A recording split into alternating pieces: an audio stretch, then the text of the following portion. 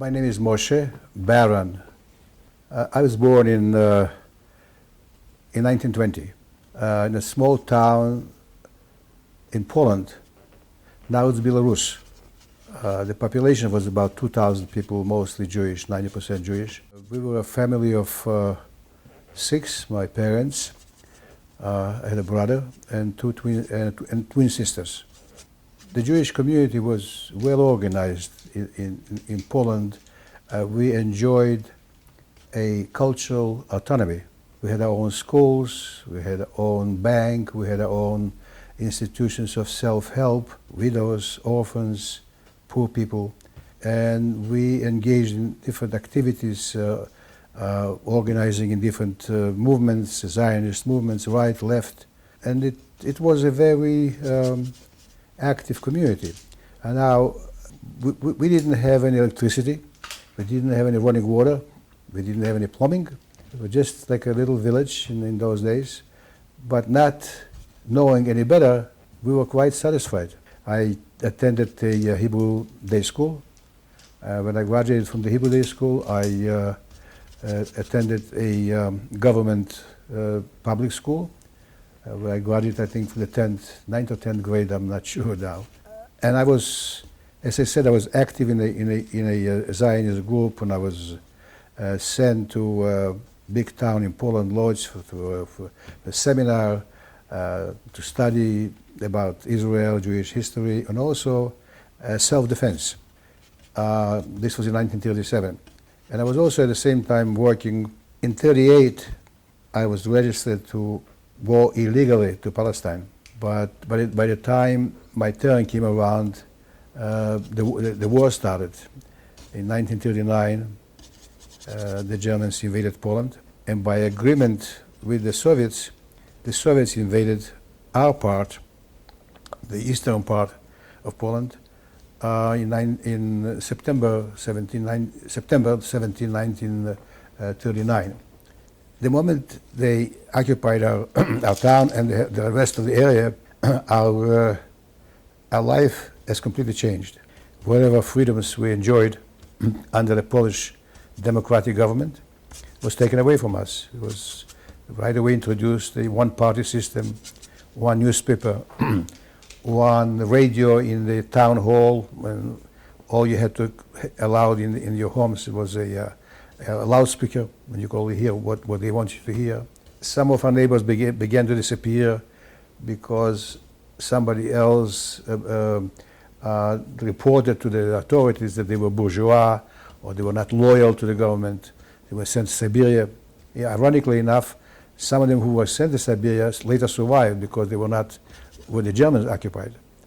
And the system simply deprived us of whatever we knew the rights people have. You're not allowed to speak to neighbors because they might be suspect, or they could report on you. Children were reporting on parents. In June 22nd, 1941, the Germans attacked the Soviet Union in spite of the fact that they had a non-aggression agreement.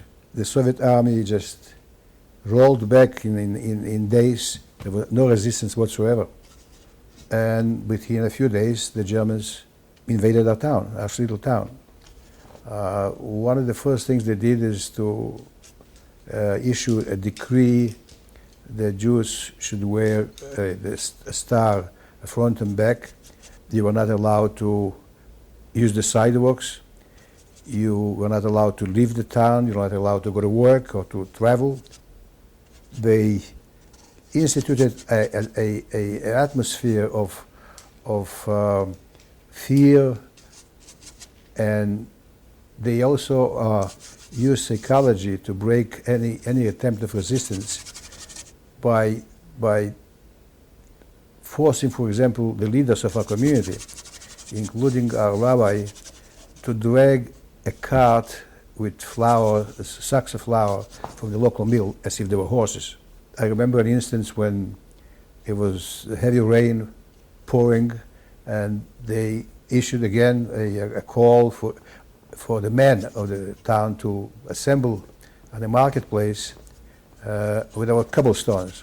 And they forced them to pull the weeds out from the cobblestones.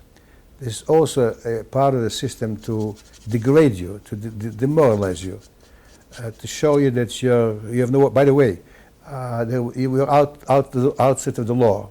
I mean, anybody could see you and shoot you or kill you, and nobody would be responsible for that. Some of the local population began to collaborate with the Germans, and as a matter of fact, one of my schoolmates became a policeman. I don't know whether he did it voluntary or he was forced, but anyway, he became a policeman. And while we were still in our homes, one night they hear a knock on the door, and my former schoolmate Zhenya walks in with another fellow, and he asked me for my watch. Of course, I gave it to him. Again, the situation gets worse and worse because there is no work, there is no business, there is no supply of food. People are exchanging their belongings with local farmers, whatever they can get in food, bread, potatoes. And we were also sent to work, forced work in the local forests. Something has happened to me personally at the time. I got an attack of appendicitis, and I had to be taken to a hospital which was about 20 kilometers away, with a horse and cart. Fortunately, my family in the neighboring town where there was a hospital, Volozhin, they made some contact with a local surgeon who was a Polish man, and maybe they bribed him, but I was allowed to get into the hospital. They operated on me, and within a short time I was going back again with a horse and cart to my hometown. Sometime in November 41 or December, a new decree was issued that the Jewish population has to leave their homes within an hour or 2 hours, take whatever they can carry, and move into a designated area from one street, maybe 15 or 20 homes, where almost 1,800 people, 300 families, had to find space. This was the ghetto. The ghetto was created. They had barbed wire strung around the perimeter. There was a river in the back, so you couldn't cross it anyway. We were sort of put in a situation like cattle before the slaughter. There is no food, there is no sanitation, there is no running water. People are getting desperate, people are getting sick. Some people talk about suicide. A group of young people my age at the time, 21, 22, decided that we will try to do something, because we already got reports and individuals who escaped from other towns where the Jewish population was eliminated, and they came running to us and they told us what happened. We didn't believe. We thought maybe something happened in the neighborhood that caused the Germans to do it. You don't want to believe that the whole population from a little town was forced into a building, usually a synagogue, and machine gunned and put on fire. So we planned to either escape or try to obtain weapons from the local population. But the ghetto had appointed by the Germans a Judenrat. It means a few people, Jewish people from the population who were more prominent, were ordered actually to become the leaders of the ghetto, and they were responsible for everything that's happening in the ghetto. On one hand, they had to fulfill all the German demands. For example, the German would demand, we want a kilo of gold in 24 hours, so we need some warm clothing. And their job was to find the items. And the idea was, if you have 24 hours, it means you have 20 more hours to live. And they also found out that we are talking about escaping or resisting, and they called us in, and they said, you know what's going to happen if one of you or a few of you escape, they'll take revenge on the rest of us. So we had to give up the idea, but fortunately for me and my brother and about 25 or 30 other young people, the Germans demanded from the Judenrat to provide them with 30 or 25 able-bodied people to be transported to a neighboring town where there was a railroad station. They were building at the time warehouses to supply the Eastern Front. They needed labor. So we were assigned, I was assigned to one town, my brother was assigned to a different town, and again we were placed in the local ghetto where thousands of people already were crowded like sardines. And every day we were marched to the place of work. The job was to build a railroad link between the main railroad and the warehouses. Every morning we would be escorted from the ghetto to work, and in the evening back under escort. Hardly any food, maybe a piece of bread or dry bread sometimes some liquid which they called soup. The German guards, some of them were vicious. They would hit, they would curse, they would shout. Except for one man, there was a Lieutenant Miller. He was a short, plump little guy. He did look like a soldier. And I felt that he didn't have his heart in this job. The reason I'm bringing it up because he played a certain role in my next story. Near the place where I worked, there was a warehouse where the Germans assembled the abandoned weapons by the Russian army. A few of our fellows from the ghetto worked there, and they told me that there is weapons there, and they are working to put them together or take them apart, whatever. Now, we knew that in the area, in the neighboring forests and swamps, there was a built-up of resistance against the Germans from Russian soldiers who remained behind, and we were talking about escaping. Now, we also knew that if you escape and you have no weapons, you're liable to be considered a spy, and they might even shoot you.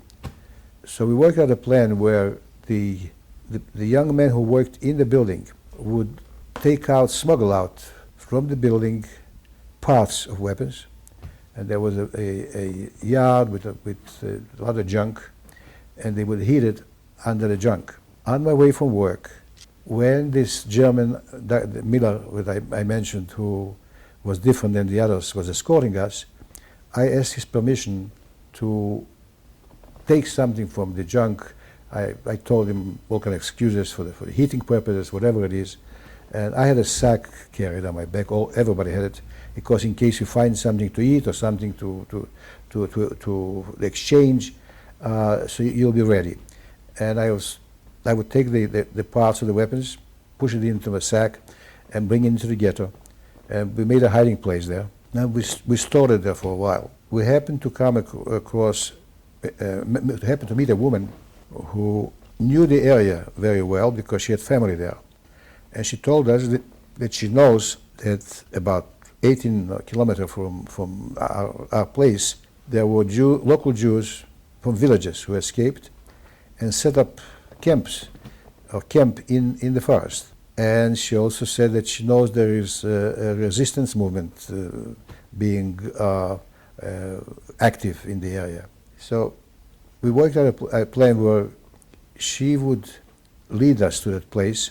She had two children, I think 7 and 9, and the condition was that when we leave, when we escape, the children go with her, which was obvious. We couldn't expect anything different. We couldn't leave altogether to my friends and myself, because it was impossible for safety reasons. And second, somebody had to remain there, who knows where the weapons are, in case we can get it out so they'll know where it is. So I and the woman and the two children began to plan how to escape. Now the ghetto was again string with barbed wire, and there was always guards walking around, German guards sometimes, and sometimes local police. So we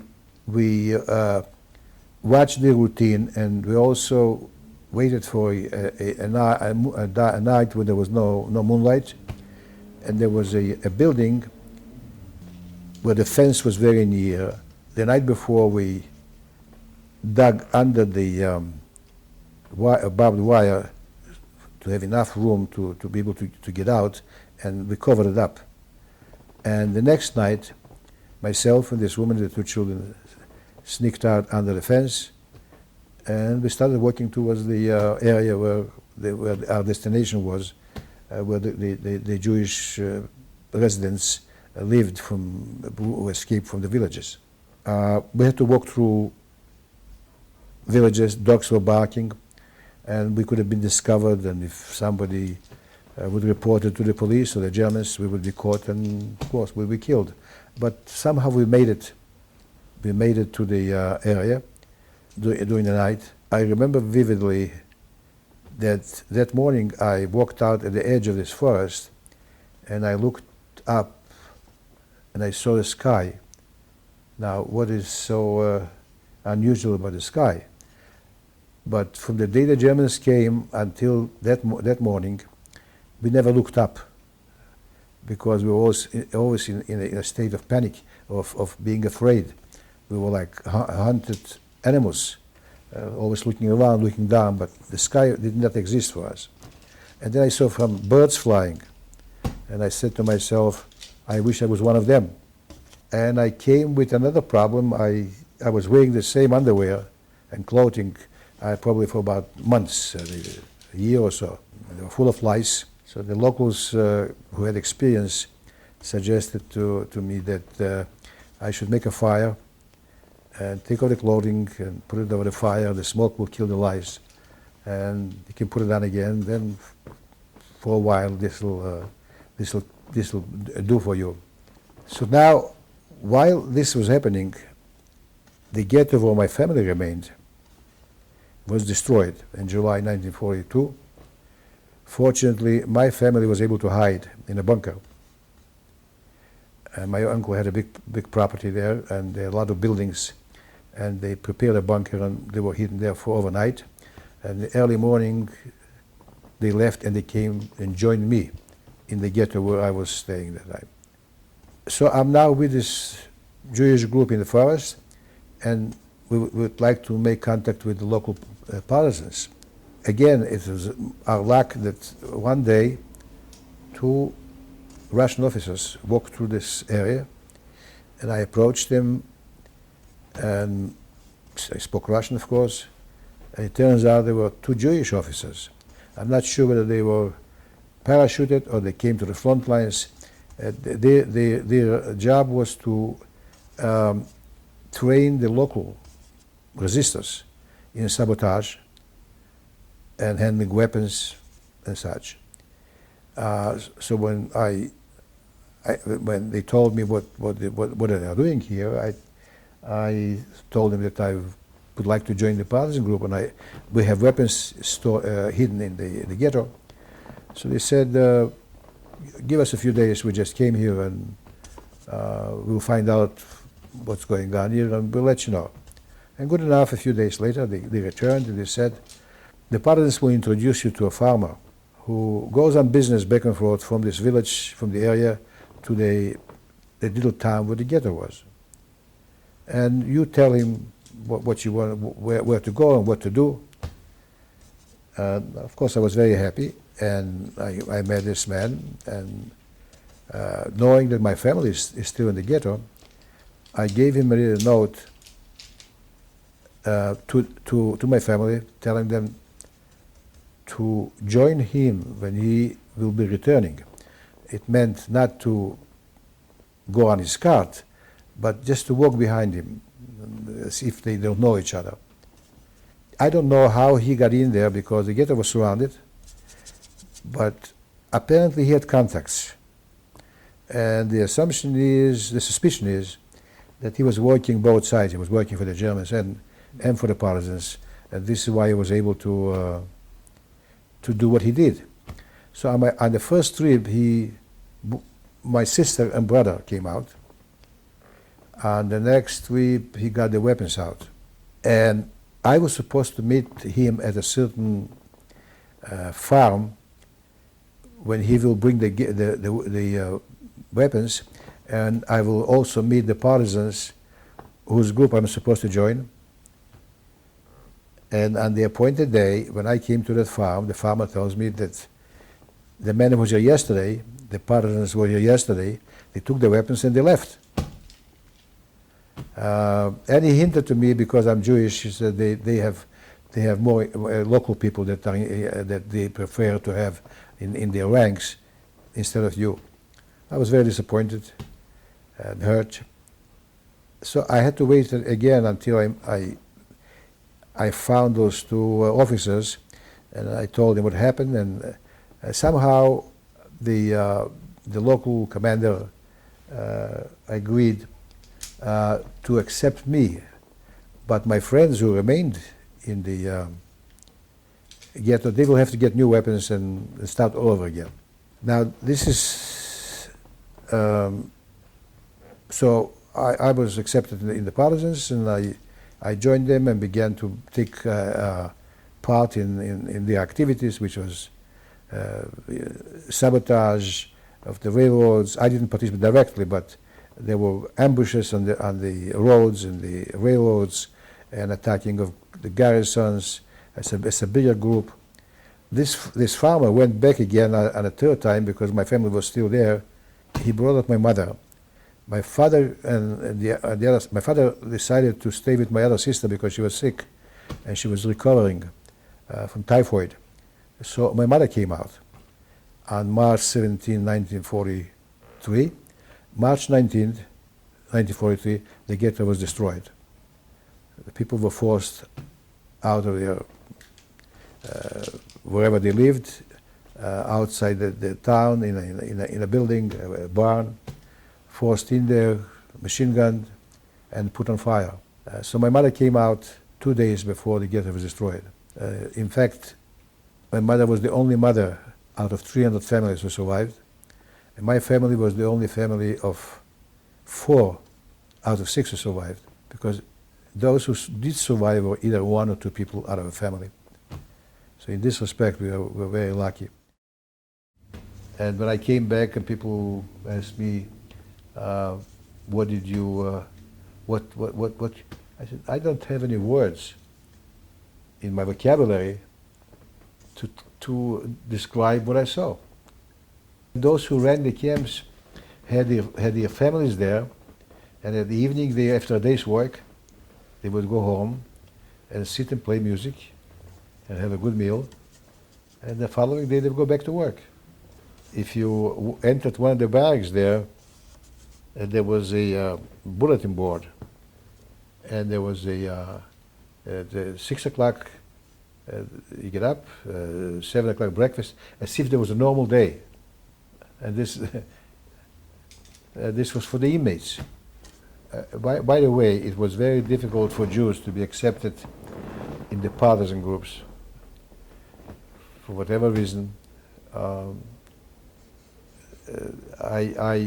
I didn't know of any other Jewish people who were in my group.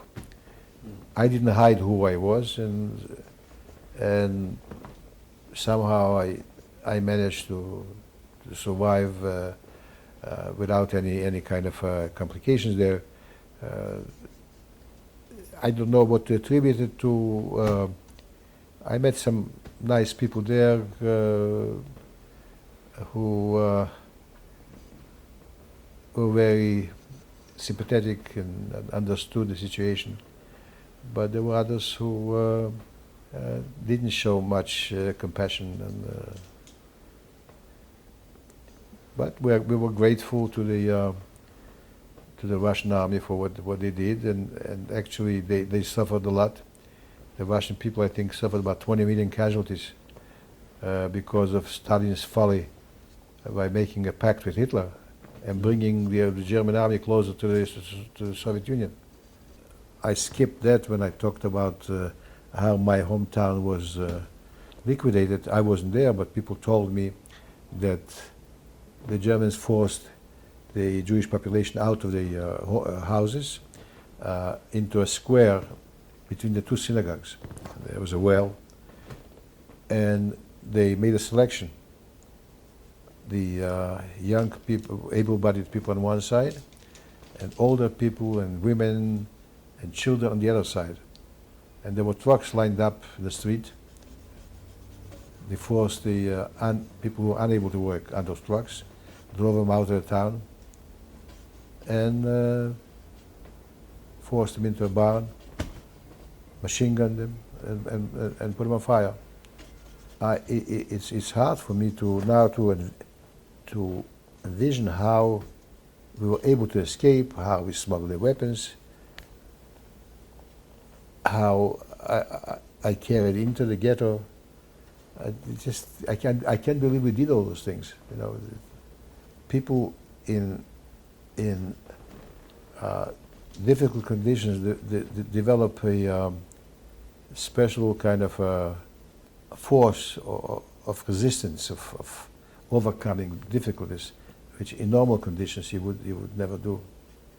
When we were blockaded in the forest, we worked for days, and night comes and you had to rest, or even during the day. So you would stop, set your feet on the roots of the trees, because the roots were higher than the water, and you hug a tree, and you close your eyes, and you sleep, sort of, or you walk and sleep. You walk and sleep. You open your eyes. The relationship between some children of the second generation and survivors were very difficult in some times, because there are books about it. Some parents refused to talk about it. Some parents talked about it, and, for example, if the children were asking for something or complaining about something, a parent would say, well, when I was your age, you know, I was in the... and that created a lot of tension between the... but we never did it. We just, matter of fact, you have a question, you have an answer. But later, they as I said, they read about it, and our daughter who went to Israel said, I want to live in a Jewish state. I don't want to live anywhere else. She said, whatever happened once can happen again. And then she left. She's already about 30 years. See, if I was to tell you that we told jokes each other, that's not the case. But if you have a positive disposition, positive, then it's easier than seeing everything in dark colors and always, you know, pessimistic. By nature, I think I'm optimist. So, but if you think for a moment that I knew in those days today that I'm going to live tomorrow, I didn't. You know, it was from day to day. The only thing is, when I escaped, I felt I was free. If I get killed, I'll get killed. But while I was alive, I was free. I was breathing fresh air. I was not in a cage like a animal before slaughter, just waiting to be killed. I mean, imagine yourself that you're in a ghetto. What is a ghetto? It's a cage. You're deprived of your human dignity. After a while, you become not like an animal. You become a robot. You lose self-respect. You live with your parents and your sisters and brothers, and you look at them the way they look, the way that hollow look in the eyes, you know, that the despair, the hopelessness. The question, where was God? God told us how to live our lives. It's we who mess it up. Not only we mess up our lives, we mess up the universe. Look what we did. We did to the land, to the soil, to the water, to the air. This question came up to me after the Holocaust, after people were afraid. See, to me, the way I understand my faith, my Judaism, is the belief in one God is unconditional. You understand? It's no conditions. If you do it for me, I'll believe in you. If you don't, I don't believe in you. That's paganism. In paganism, you need sacrifices, you need this and that. This is unconditional. And I feel that to believe in monotheism, you know, one God, prevents the entrance of paganism. We have paganism today too. It's modern paganism. It's the worship of idols, the idolizing of stars, the idolizing of the body, That's Hellenistic kind of a culture. So in order to focus on what is the meaning of life, you have to start from somewhere. And the source that I believe is that supersedes everything, that is beyond us, that is beyond our understanding, is whatever it is. And God is not a physical thing. It's according to how we understand it. It's all over. It's everywhere. People say God spoke. I mean, that's people said it. God doesn't speak. You can be inspired, like you're an artist, right? Beethoven wrote music. I think he was deaf. How does a composer write music? He hears something which the average person doesn't hear, right? And you do certain things which the average person cannot do. Why? Because you have this special ability, the vision, to see things differently. That's me. But it looks like I'm talking. Okay, well, for sure. Very good. Thank you very much. Oh, my pleasure. Thank you very much.